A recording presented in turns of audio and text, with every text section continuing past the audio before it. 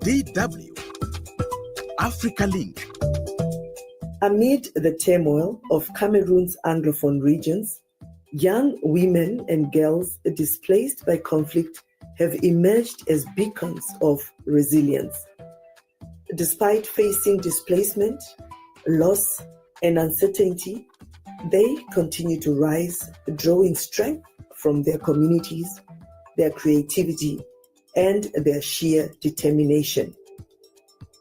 Their story is a testament to courage and hope in the face of the hardest times. I hope you are ready to be inspired by their journey. Stay tuned. My name is Josey Mahachi. Welcome to Africa Link, the podcast that connects you to the stories that matter from Africa. Africa Link, every weekday here on DW. Since 2016, Cameroon's Anglophone regions have been gripped by conflict between separatists and state forces, sparked by the brutal suppression of peaceful protests. The crisis has claimed over 6,000 lives and displaced more than 1 million people.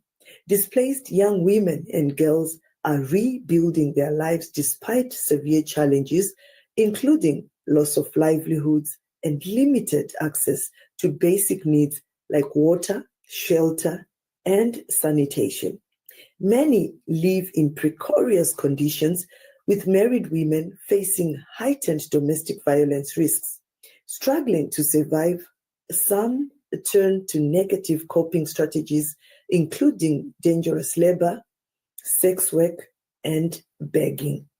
The question we must all ask ourselves is, how can we as a community help these displaced women and girls rebuild their lives and create safer environments? Joining me for this discussion is Clotilda Andiensa Waah, CEO of the Center for Advocacy in Gender Equality and Action for Development, a leading organization working with adolescent girls and young women in the northwestern region, Cameroon. Also, a part of the discussion is DW's correspondent, Jean-Marie Ngong. So I want to start with you, Clotilda. Can you tell us about your organization? What exactly does it do? Our organization was actually formed against the backdrop of the violations that we realized that young girls were undergoing in schools. So we decided to start this organization in order to empower young girls to be able to make informed decisions for themselves instead for us fighting for them. So over the years, we have been strengthening adolescent girls with information on their sexual reproductive health rights, with information on leadership. And during this time of crisis, practically we have been doing a lot to increase awareness on the increasing violations that are related to them in issues of rape, displacement, sexual exploitation, and also sexual reproductive health challenges like menstrual hygiene management.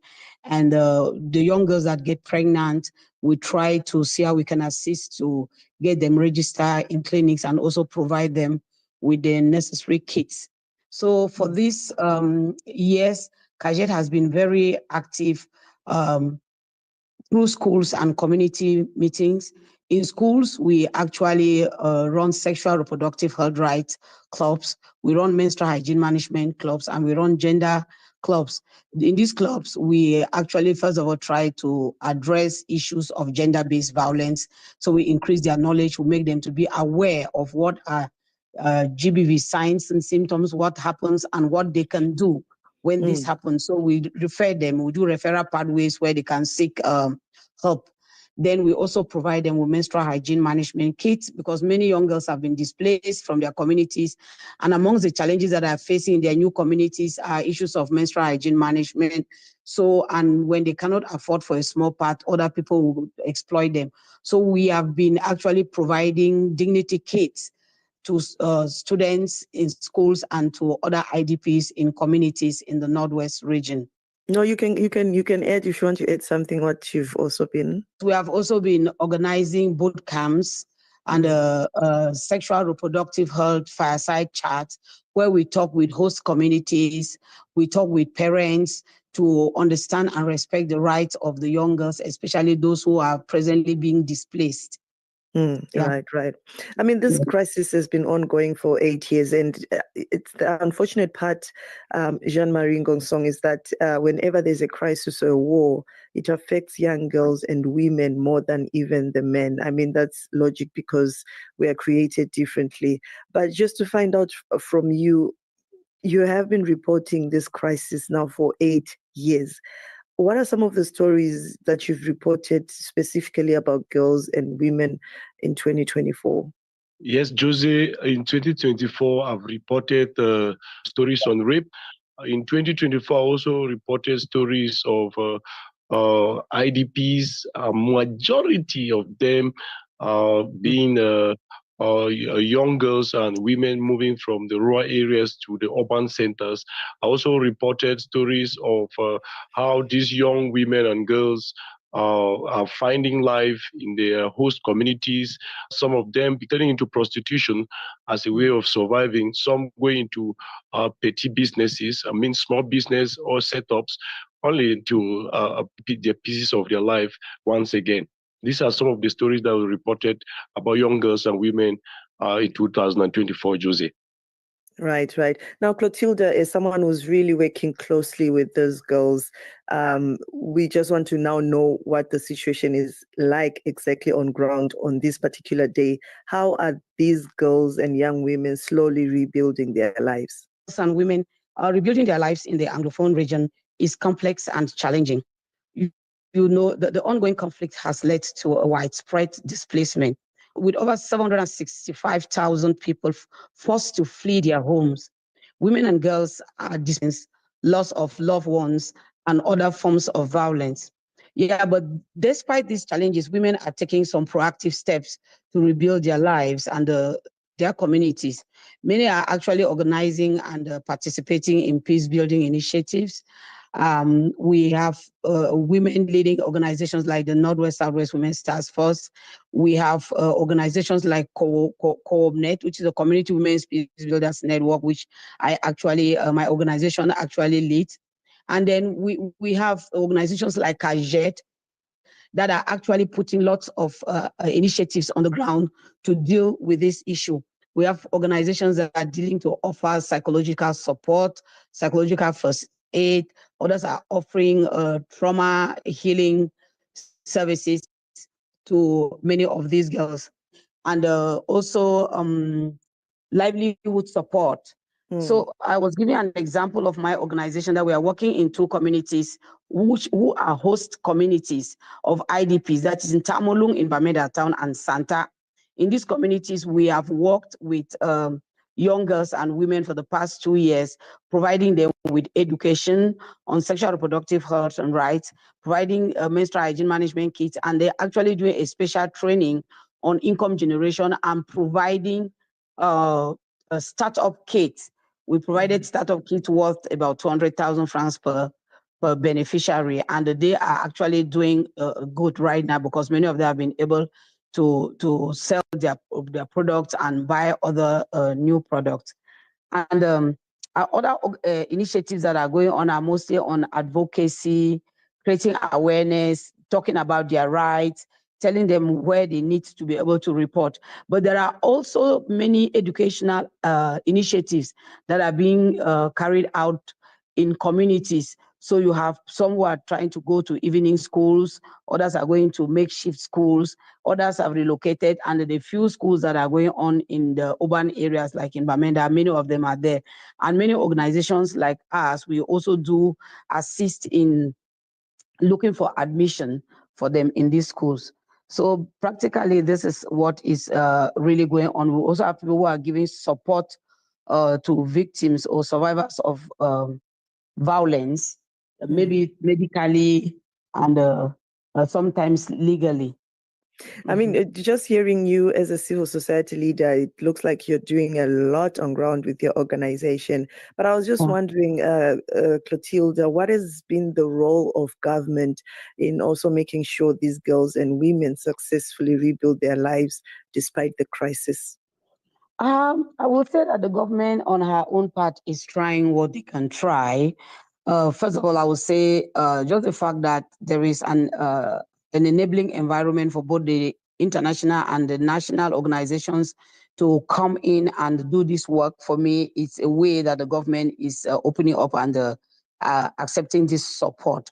I can also pinpoint that from time to time, the government has done 1 or 2 programs openly in some communities, providing maybe assistance like in form of books and didactic material to children to go to school, and also trying to advocate that children should go to school.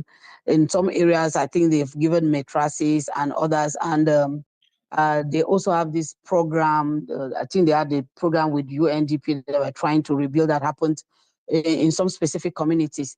I think that is what I can actually say about what the government is doing. Right. Now, Ngong is our reporter on ground between the civil society and government actors. Who has been playing a greater role in the rebuilding of process of young girls and women? Yes, Jose, if I'm to score what the government has been doing in rebuilding the lives of young girls and women, I will score the on 10. I will score the government on 2. And for the civil society, I will score the civil society on 8.5 on 10. This is because, first, the crisis, the Anglophone crisis is, it's like the government is not being accepted on the ground and in the peripheries. Now, it is only the civil society that are able to move into the communities, organize activities. They talk to these young girls and women without any form of attack. Where they can have an attack is just maybe when they fall into maybe a bad location at a bad time. But the government cannot organize any of these activities. Government services are practically crippled since no government official will want to be kidnapped or want to be targeted or something. So I will say that civil society is doing a lot in the rebuilding process of young girls and women in this crisis more than the government. Yeah. And in your own opinion, Ngong, who can better help these girls and women in the rebuilding process? I think that we can go with what works. What works at the moment is that the civil society is able to do what they can do. I think that if they do that with even little resources, if the government is really serious or they are bent in rebuilding the lives of young girls and women, they should enter into partnership with this civil society organization, empower them economically, empower them financially, or with whatsoever resources, and they will get the job done. I think that would be a better way and a best option out. Right, Clotilda, is there any option like that civil society groups should partner with government, as Ngong has just suggested? Is that a possibility? Yes, I think there is a possibility, because when we talk of partnering with the government, it doesn't mean that we need to go down to Yaoundé to meet the ministers, but because they have these representatives right down. I want to talk about the Minister of Women's Empowerment and the Family and the regional delegate for that in our region. I think he has been part of our activities. Each time we invite him, he comes, and I see that it can be very easy for us to partner with him and do a lot of this work in the communities. I think there is a possibility to that, yes. We always struggle to put up proposals, and in a year we can put up like 20, 50, and maybe we'll have one.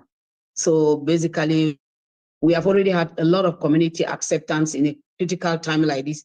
We're able to go to other places that are like no-go zone to other people. We really wish that if we were to have funding right now, because of this community acceptance that we have already had, the community know us, they know what we are doing, and they are happy that we are keeping the lives of the girls and women intact. We'll be able to go a very long way. But unfortunately, funding is still a very big challenge for us in this work. Right. And our reporter then, Jean-Marie, just mentioned that some of them have gone into prostitution, some of them are starting their small businesses. But just to find out also, sometimes you can only help someone who is willing to be helped. Have you seen in what ways these young girls and women have also been active to try and improve on their livelihoods? Yes, some are being supported. There are others who initiate it. I've seen young girls that have come even to my house, go to other places that I want to be a house help because I just want to be able to raise some 20, 30,000 and start buying my groundnuts and selling. We have seen many that go around, ask for people's farms to work on. We have seen others going to do cleaning in off licenses and other public places. Although unfortunately, many of them do end up falling into the trap of prostitution because most often people give things to young girls and they always expect something. And it's not every girl that is strong enough to resist. So I can really say there are some that are doing a lot. There are some that have sponsored themselves to school.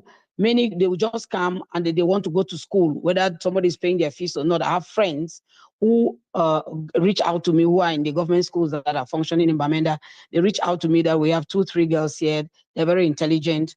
They are struggling to actually learn, but there is no one to support. So what we do, we just get some small fundings and divert them to support the fees, because usually the fees is not even much. School fees could be something like $50 to $60, and they'll be able to go through school. And some of them actually need to live with people and work for them before they have it. So we have had quite a number of them. Many start buying granules for 2,000, that's something like $4, and they start selling, and they end up having a capital, because many young girls have become heads of families. That's the sad thing about it. I know many of them who have lost both parents in this crisis. They have relocated. They are renting one tight room in my 4, and they're all living inside, and they have to survive. And you see the girl who's the firstborn struggling by every she puts food on the table. And when you meet this kind, you see the determination in her eyes. You see what she wants to do at all costs to support the family.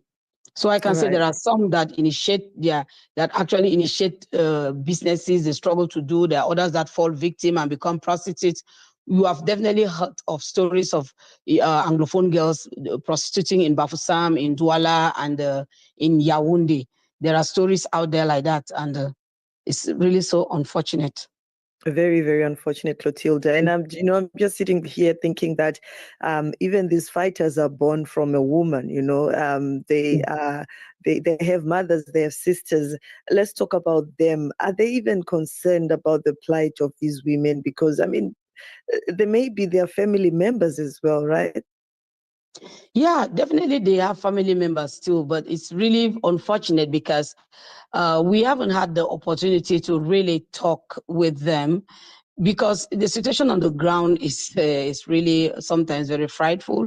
Everyone wants to stay safe, but we have had the opportunity as a peace activist to talk to their leaders in the diaspora.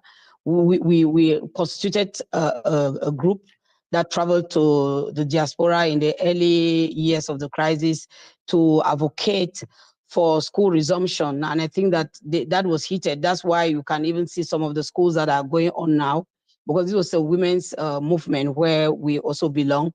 We have had the opportunity through the National Women's Platform for Peace, where I am a member of the Council of the Wise.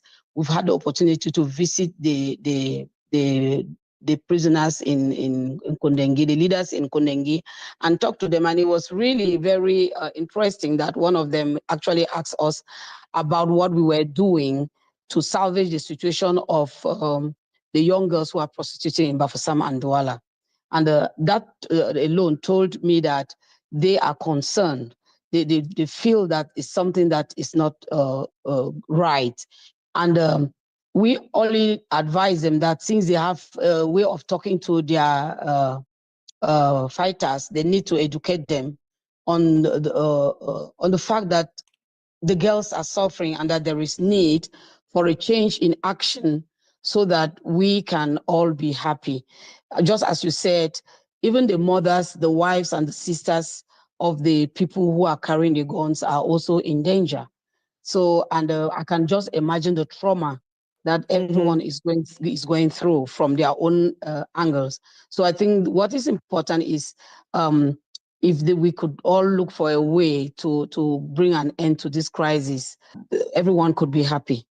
Right. Yeah, And I'm just thinking also, even the mothers and the girls have a role to play. If you know your brother is carrying a gun, if you know your son is carrying a gun, I mean, you can also talk to them, right? And I'm just thinking, can't dialogue also help? Because like I said, all these fighters have families. So why can't dialogue also assist or help in this instance? definitely, you and I know that dialogue definitely assists. But so long as there is no dialogue, that is where we are all at a stalemate. So we'll come back to advocate to the forces, to the people, to the powers, that the people that have the power to initiate the dialogue to do that. We do our own dialogues at the community, at our own level. We can only organize community dialogue to highlight the fact that gender-based violence is not a good thing. It affects the woman and the girl negatively, and then we can showcase the negative impact of it, hoping that someone sitting there listening is going to shift their mentality and change from what they have been doing. But that is at our level. The bigger dialogue is a political issue, which we can only advocate and pray that it should happen so that we can have a bigger impact. Right. Jean-Marie, do you want to say something about dialogue? Because I feel like every crisis can also, be stopped via dialogue. What's your opinion? Yes, I think dialogue can work, but the situation in Cameroon is really dicey. Clotilda says that it's really difficult. She has been able to talk only to their leaders in the diaspora, because in Cameroon there is the anti-terrorism law, where if you have any links with what the government has described as terrorist, you are also attacked a terrorist and you can be imprisoned. This is the position that has made it practically impossible for dialogue to occur. If it was possible that even civil society leaders, even individuals and opinion leaders can talk to these fighters directly, it would have helped a lot. But with the anti-terrorism law, nobody would want to meet a fighter and have a conversation with, even if it is your relative. If the government gets to know, then you attack a sympathizer of terrorism, and then you are jailed. So is there any hope in sight, Jean-Marie? This is 8 years now. Is there any hope in sight? Yes, I think there is hope in sight, because more every day that goes by, civil society organizations like CAGEAD, where Madame Clotilda works with, they are picking up issues and concerns, advocating about issues and concerns about women and young girls. There's heightened advocacy, and then there's also international organizations that are coming in. And I believe that with time, the enough ground would have been softened, and at least the message would have gotten to some people's ears. Every day, the media as well, with the continuous education and sensitization by civil society organizations like CAGEAD. Clotilda, I just want to also ask you the same question. Do you see any hope in sight? Well, you see, when there is no hope, it means that we are totally finished. Naturally, we need to be hopeful, because so that we can stay alive, and also give this hope to the young girls and the women that we are working with. So actually what we are doing, just like Ngong Song has elaborated, that is what happens on the ground. There is a lot of apathy on certain things. Sometimes even the work that we do, you find it difficult even to do it, because it is even also being interpreted in some kind of ways. We have had situations where we are in the middle, we are being accused by the government that we are supporting the separatists, and the separatists turn around and say that we are being sponsored by the government. That is the kind of dilemma that sometimes we find ourselves in. Right. Anyway, we just hope that 2025 will be a different year for Cameroon, and also for the young girls and women in plight. But thank you so much, Clotilda and Jean-Marie Ngong Song, for joining us today. Africa is changing.